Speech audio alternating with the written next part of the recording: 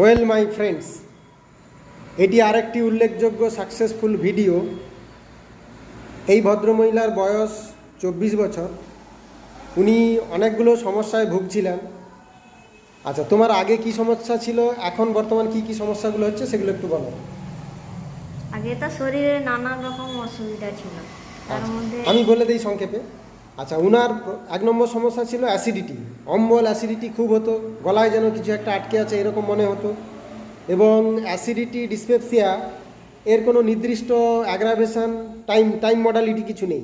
সকাল সন্ধ্যা যখন খুশি তখনই অম্বল অ্যাসিডিটি হচ্ছে। বমি বমি ভাব, পেট ব্যথা, পেটের মধ্যে একটা হড়হড় গড়গড় শব্দ হতো। আর ঘুমের সময় হাত পাগুলো একটু ঝাঁকি দিয়ে উঠতো, জার্কিং হতো। রোদ একদম সহ্য হতো না, রোদে গেলে মাথা যন্ত্রণা হতো। এই সমস্যাগুলো তোমার বেশি ছিল। তো হোমিওপ্যাথি চিকিৎসা করতে গেলে আমাদের যে কেস টেকিং করে টোটাল সিমটমস পেতে হয়। তো উনার কেস টেকিং করে আমি কি সিমটমস পেয়েছিলাম, কি ওষুধ দিয়েছিলাম, রুগী কতটা ভালো ছিল, সেইগুলোই দেখানোর জন্য এই ভিডিও। তো আমার ওষুধ খাওয়ার পরে তুমি আগে অনেকটা ভালো ছিলে, তাই তো? তো উনি ওষুধটা রেগুলার করেন না, কন্টিনিউ করেন না, মাঝে মাঝে গ্যাপ পড়ে যায়। তো সেই জন্য সিমটমসগুলো আবার ঘুরে আসে। তো দেখুন বন্ধুরা, ফিজিক্যাল মেকআপ, টল স্লিন্ডার, ন্যারো চেস্টেড, লম্বা পাতলা চেহারা, ফিজিক্যাল মেকআপ। হোমিওপ্যাথির মেন যে নীতি, principal, treat the patient not the disease. আমাদের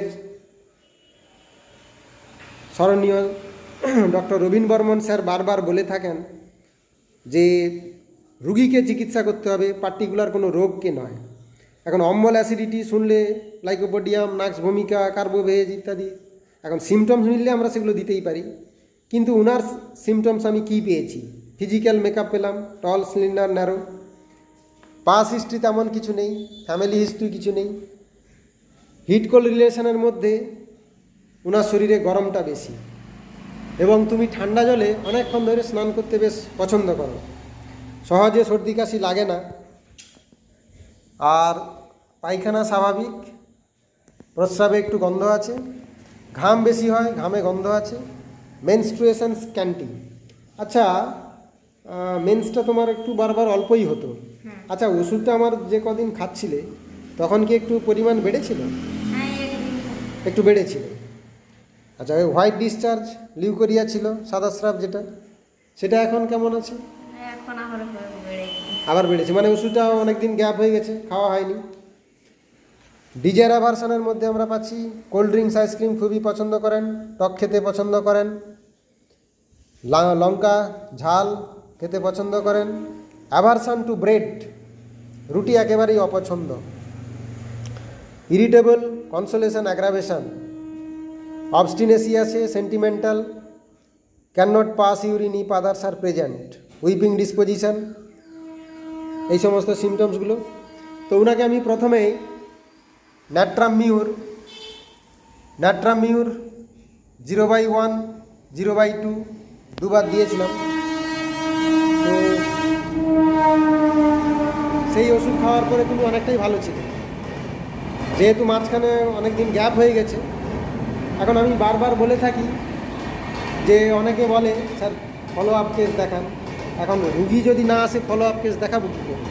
উনি কয়েকদিন ভালো ছিলেন, তো ভাবলেন যে আমার রোগ সেরে গেছে, আর যাবো কেন, তো সেই জন্য উনি আর আসেননি। কিন্তু তারপরে যেহেতু সমস্যাগুলো আবার দেখা দিচ্ছে, তো সেই জন্য উনি আবার এসেছেন। তো ওনাকে ন্যাট্রামিউর সিলেকশন করেছি, তার কারণটা কি? 1 নম্বর হচ্ছে ফিজিক্যাল মেকআপ, 2 নম্বর হচ্ছে সান হিট ইনটলারেন্স, সূর্যের রোদ তাপ একদম সহ্য করতে পারেন না, সূর্যের তাপে গেলে মাথার যন্ত্রণা হয়, শরীরে গরম বেশি, অনেকক্ষণ ঠান্ডা জলে স্নান করতে পছন্দ করেন, ঘাম বেশি, ঘামে গন্ধ আছে, মেনস্ট্রুয়েশন স্ক্যান্টি, লিউকোরিয়া আছে, কোল্ড ড্রিঙ্কস আইসক্রিম খেতে পছন্দ করে, খাবার দাবার ঠান্ডা খেতে পছন্দ করে, অ্যাভারশন টু ব্রেড, রুটি একেবারেই অপছন্দ, mental symptoms full of natrum mur, irritable, consolation aggravation, obstinate, sentimental, sympathetic আছে, আর can not pass urine if others are present, weeping disposition. তো এই সমস্ত সিমটমসগুলোর উপরে ওনাকে আমি ন্যাট্রামিউর দেওয়াতে অনেক ভালো ছিল। এখন ওষুধ মাঝখানে অনেক দিন গ্যাপ হয়ে গেছে, তাই সিমটমসগুলো আবার ঘুরে আসছে। তো এখন আমি ওনাকে আবার ল্যাট্রামিউর হায়ার পোটেন্সি প্রেসক্রিপশন করব। তো তোমার পারমিশন নিয়ে আমি ভিডিওটা করলাম, তোমাকে ধন্যবাদ।